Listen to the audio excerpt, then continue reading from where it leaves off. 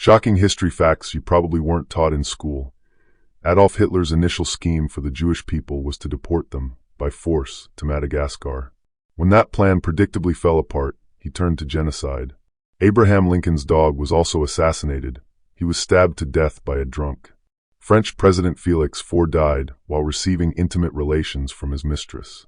Napoleon Bonaparte, one of history's most celebrated military leaders, was once attacked by a swarm of rabbits, yes, actual bunnies. Between the years 1913 and 1915, people had the option to mail babies via the United States Postal Service. Albert Einstein was presented with the opportunity to become Israel's second president in 1952, but he turned down the offer.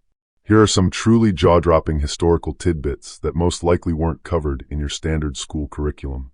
For example, you might not know that Adolf Hitler's original, almost unbelievable idea concerning the Jewish population was to forcibly deport them all the way to Madagascar.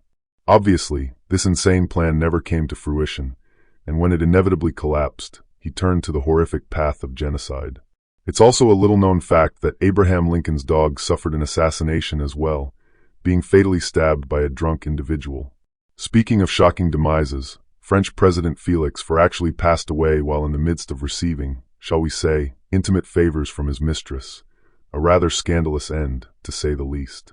And get this, Napoleon Bonaparte, one of the most accomplished and renowned military commanders in the entire history of the world, was once set upon and attacked by a veritable horde of bunnies. Yes, you read that right, literal, fluffy bunnies. In other news of things that are pretty hard to believe, between the years 1913 and 1915, believe it or not, people could actually mail babies through the U.S. Postal Service. Can you even imagine? And finally, it's perhaps surprising to learn that Albert Einstein, the brilliant scientific mind, was actually offered the prestigious position of becoming Israel's second president back in 1952, an offer that he ultimately declined.